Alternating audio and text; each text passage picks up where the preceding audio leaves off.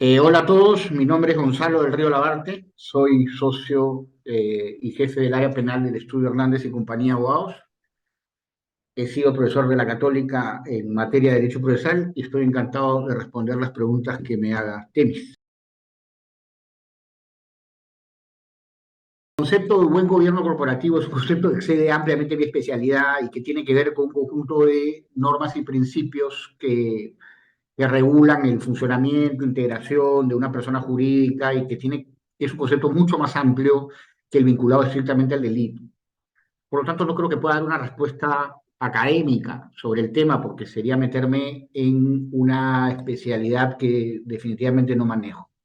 Lo que sí podemos entender en el mundo actual es que parte de la responsabilidad que integra un buen gobierno corporativo en la actualidad es entender que el delito es un problema y entender que el delito no solamente es un problema de las personas naturales que lo cometen, sino que la compañía tiene que dar un paso hacia adelante. La estructura, el diseño y las políticas de la compañía también tengan como obligación evitar ese delito. Es decir, tener un programa de cumplimiento, criminal compliance, que permita generar pautas de prevención.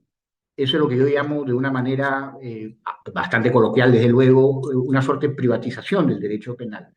Incorporar a las empresas, al sistema empresarial, a la obligación de contribuir con la evitación o prevención del delito.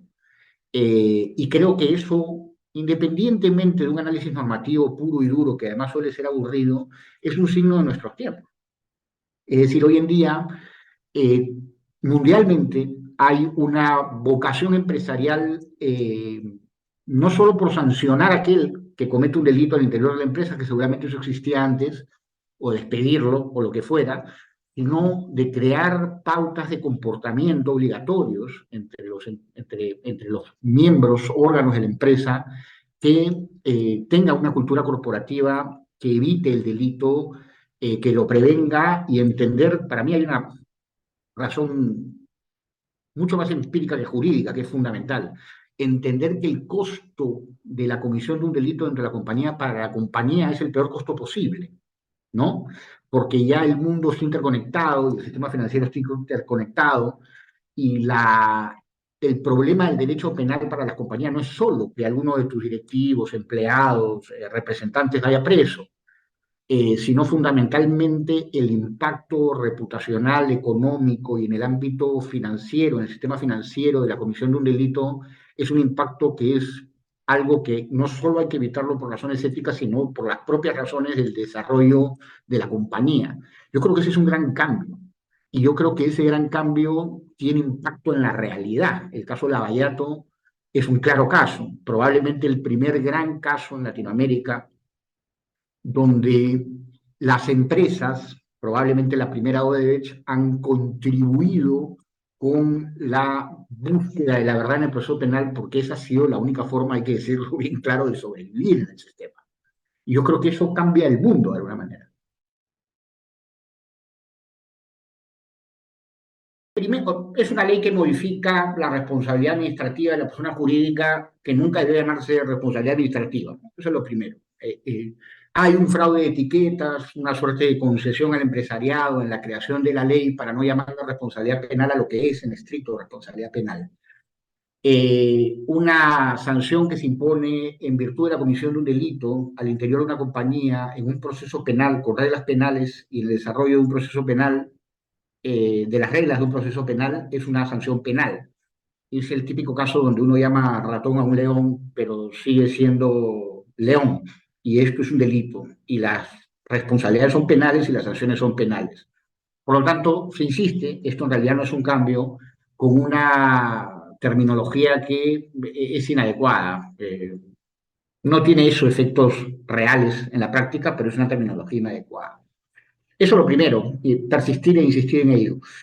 Lo otro es que incluye un conjunto amplio de delitos: contabilidad paralela, atentado contra monumentos arqueológicos prehispánicos, extracción ilegal de bienes culturales, delitos albaneros, delitos tributarios, que es lo más importante. Hay un largo catálogo de delitos que complementa una norma que, como sabemos, empezó solo con el cohecho transnacional por una obligación de obvio.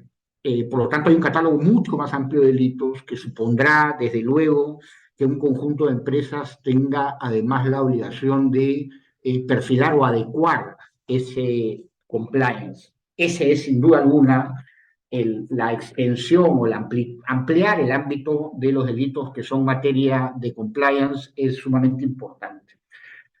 Después, sin duda alguna, el cambio más importante, o que por lo menos ha sido más cuestionado, es que la excepción establece una excepción para el perdón de la pena a la compañía que tenga un compliance. O sea, para ponerlo en términos estrictos, el nuevo sistema penal o el sistema penal en la actualidad, en la mayor parte del mundo, reconoce la responsabilidad penal de la persona jurídica y reconoce la responsabilidad penal de la persona jurídica sobre la base de unos criterios de imputación, que no los voy a desarrollar ahora, pero que son más o menos la realización y uso de la persona jurídica para cometer el delito. Por lo tanto, es una responsabilidad autónoma, no es una responsabilidad derivada del hecho realizado por la persona natural, sino es la asunción de una responsabilidad propia. Las personas jurídicas pueden evitar la sanción siempre y cuando tengan un criminal compliance, es decir, siempre que tengan un programa de cumplimiento, y podían evitarla a pesar de que había existido una brecha en el programa de cumplimiento. Lo que hace esta norma es establecer pautas de excepción, y lo que dice puntualmente es que cuando la persona natural que comete el delito es socio, director, administrador de hecho o de derecho, representante legal o apoderado, con capacidad de control sobre la persona jurídica, en esos casos la excepción no opera. Y es una, hay una gran crítica a esta medida porque lo primero que hace es desincentivar. Hay que decir que en estos casos solo aplica la pena de multa y que la pena de multa se puede reducir en un 90%. Por lo tanto, en la práctica probablemente el impacto de la norma no es tan fuerte. Pero es difícil comunicar eso. Es decir, en mi caso, los clientes te llaman y solo se quedan con la idea de que el programa de cumplimiento, el criminal compliance, ya no tiene una función eh, como la que tenía antes de tener una suerte de seguro frente a el ejercicio de una sociedad de riesgo, el ejercicio de situaciones en las que en un u otro caso ese compliance puede generarse una ruptura, pero que sin embargo está y que es un compliance que funciona. La crítica a esto es una crítica clara. El doctor Caro, por ejemplo, la ha explicado de manera bastante clara. Además de generar un grave desincentivo, y que es un problema actual porque probablemente los programas de cumplimiento no han abarcado la cantidad de empresas que sería lo ideal, presenta el problema de creer que un criminal compliance puede lograr la presencia del delito cero. Eso es decir, pretender que uno crea un programa de cumplimiento al interior de una empresa y que ese programa de cumplimiento tiene que lograr un 100% de efectividad, es decir, evitar el delito en un 100%, es un desconocimiento absoluto de las formas de criminalidad. La ruptura o la brecha, como suele llamarse el compliance, es algo que va a suceder. Lo importante es que el compliance sea un compliance bien implementado, correctamente implementado, y lo importante es que ese programa correctamente implementado sea suficiente para una prevención que evidentemente va a reducir la tasa de criminalidad al interior de una compañía o al interior del sistema empresarial. Sin embargo, se parte de la idea que creer que cuando el compliance está en manos o es responsabilidad de un director o alguien que tiene control sobre la compañía, y a pesar de eso, ese director, esa persona que tiene control de la compañía, viola el criminal compliance, hay una suerte de eh, antinomia, una situación que no debería suceder. Y yo creo que esto es una razón plausible, pero que se debería priorizar, eh, eh, por lo menos por ahora, la convocatoria a un mayor número de programas de cumplimiento y un mayor número de empresas que tengan incentivos, no plantear desincentivos en una etapa, digamos, primera, ¿no? Entonces, es algo que considero criticable, me parece que es un retroceso. Y yo hace mucho tiempo sostengo que la complementariedad de esta obligación tiene que ir por otro lado desde experiencias como el caso de Lavallato. Es decir, súper importante no solamente entender que el programa de cumplimiento ha funcionado, sino, por ejemplo, cómo colabora la compañía en el desarrollo de ese proceso penal. El proceso de colaboración eficaz es una forma, pero no es la única. Cuando en casos archiconocidos, por ejemplo, en el sistema bancario americano, que es la propia compañía la que denuncia el hecho al Departamento de Justicia para iniciar una investigación sobre el reconocimiento de una brecha en el compliance, ese tipo de cosas deberían además ponderarse en situaciones como esta.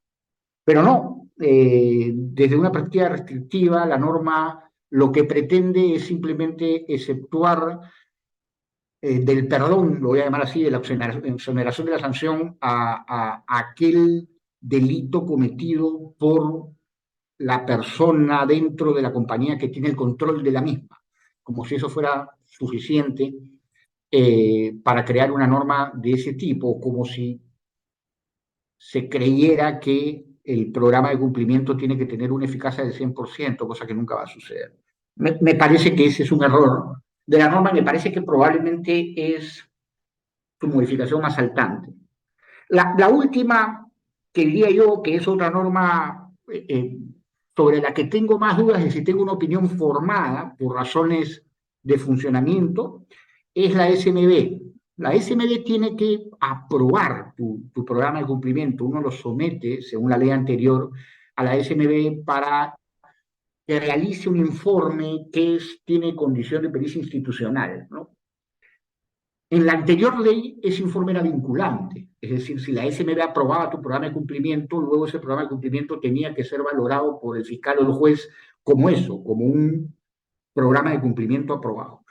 Hoy se ha retrocedido en ese sentido y se ha retrocedido en el sentido que el juez y el fiscal tendrán que valorar el programa de cumplimiento dentro del ámbito de la investigación, tendrán que valorar que ese programa de cumplimiento es un programa de cumplimiento que pasaba la valla o que era lo suficientemente bueno para lograr la exoneración. Ahí hay un problema y es que yo prefiero que sea una pericia institucional y que además esa pericia institucional lo sea a través de un organismo que tiene competencia suficiente para saber sobre programas de cumplimiento y saber que ese programa de cumplimiento puede ser definido en un contexto en el que no necesariamente los jueces y los fiscales van a poder hacerlo. De hecho, hablamos de gobierno corporativo al inicio y probablemente se necesita mucho más que un penalista para revisar un programa de cumplimiento. También se necesita un penalista y hay que ver si la SNB lo tiene. Yo creo que este es un problema que hay que verlo más de la realidad que del aspecto jurídico. Yo no veo grandes avances en la Superintendencia de Mercado de Valores en función del área que estará encargada de hacer esto. No veo que exista en realidad una garantía de presupuesto que es necesario para establecer una tarea como esta y un largo etcétera. Por lo tanto, si la SMB tuviera un equipo ya diseñado con la experiencia para valorar programas de cumplimiento, esta norma me parecería un sinsentido, porque trasladar a los jueces la obligación de valorar por encima de la SMB, cuando la SMB ya tiene la capacidad, los medios y la gente capaz para valorarlo, me parecería innecesario. Pero mientras no conozcamos, y yo particularmente no lo conozco, cuál es el verdadero desarrollo, implementación de un equipo de trabajo en un organismo que me queda duda si es el organismo competente, este tipo de normas queda un poco en el aire. Mucho más importante que quién es el que define la viabilidad, fortaleza, eficiencia del programa de cumplimiento, me parece saber cómo funciona en la realidad. Y ahí vamos ciegos, porque el sistema no tiene señales claras de evaluación de programas de cumplimiento por la autoridad estatal. Hay un gran desarrollo de compañías, empresas, estudios de abogados que tienen experiencia en hacer programas de cumplimiento, incluso experiencia en poner esos programas de cumplimiento a examen. Pero el Estado no me ha mostrado, ni de la Fiscalía, ni de los jueces, ni de la SMB, ninguna capacidad real de poder hacer también eso desde una expertise, de una experiencia razonable. Probablemente me equivoco y hay un plan en marcha que no conozco, pero mientras no sepamos a ciencia cierta quién de las instituciones está mejor capacitado para evaluar esto, va a ser difícil evaluar normas como esta. Yo me inclinaría porque lo fuera la SMB, una SMB fortalecida en este ámbito, es un ámbito importante para la sociedad, con un presupuesto, con un equipo, con una capacidad real. Si ese es el caso, si la SMB va en ese desarrollo, miras ese desarrollo, trasladar una segunda revisión del mismo tema a jueces y fiscales para mí no tiene ningún sentido. Compliance o programa de incumplimiento es el documento normativo que tiene que tener una compañía para prevenir el delito. Básicamente eso. O sea, la compañía tiene que tener una serie de reglas y esas reglas tienen que llevar a un buen gobierno corporativo que incorpore dentro del funcionamiento de la compañía obligaciones en torno a la evitación del delito. Es decir, no solamente basta con la obligación de las personas naturales que tenemos todos de no cometer un delito, sino que la compañía tiene que realizar, tiene que generar un esquema que es un esquema de prevención, un esquema que permita identificar el riesgo y mitigar ese riesgo a partir de un conjunto de pautas de comportamiento corporativo. Eso es el compliance, es privatizar en cierta forma el derecho penal, hacer a las compañías partícipes del control de las conductas de sus empleados, de sus órganos de representación, obligarlos porque además los beneficia. Creo que ese es el concepto fundamental. Fundamental es entender que el delito hace muchísimo daño a la compañía. Vayan a ver la compañía de Lavallato y pregúntenles qué tal les fue cometiendo delitos, ¿no? Ese es un dato fundamental. Es decir, es tanto desde la perspectiva de una obligación legal como de la perspectiva de un beneficio. Y eso creo que es lo que cambia la. Entonces, evidentemente, la identificación de un riesgo y la creación de pautas que mitiguen, eviten ese riesgo, cuando amplías el catálogo de conductas penales, importa que muchas empresas, siempre que estén dentro del ámbito del riesgo o no delito, tengan que adecuar sus programas de cumplimiento. Y que las que no lo hayan hecho hasta ahora tengan un scope, ¿no? Un objetivo mucho más amplio de delitos. Básicamente se movía entre corrupción, lavado de activos, y hoy en día tienes pautas más diferenciadas. Eso significa que todo el sistema cambia. Los que se dedican, los que nos dedicamos a hacer programas de cumplimiento, tenemos que variar totalmente la perspectiva de un trabajo donde la identificación y mitigación del riesgo responde a otros factores. No es lo mismo un delito tributario que un delito de lavado de activos, no es lo mismo un delito de protección de patrimonio cultural que un delito de corrupción. Y eso exige evaluación de zonas distintas de riesgo, de situaciones distintas de riesgo y evidentemente de reglas distintas y pautas de comportamiento distintas para evitar esos riesgos. Por lo tanto, el cambio es brutal, es decir, incorpora primero mucho más empresas, no sé si con la obligación, diré con la necesidad de hacer el compliance. Incorpora mucho más capacitación de los implementadores del compliance. Hay que para acabar, hay una cosa sumamente importante. El gran problema del compliance es que se convierte en un paper compliance, es decir, que el programa de cumplimiento sea un libro colocado en un estante que uno lo tiene pero no lo implementa. Lo importante de un compliance no es que existan esas pautas de comportamiento, sino cómo es que la empresa controla supervisa, fiscaliza esas pautas de comportamiento.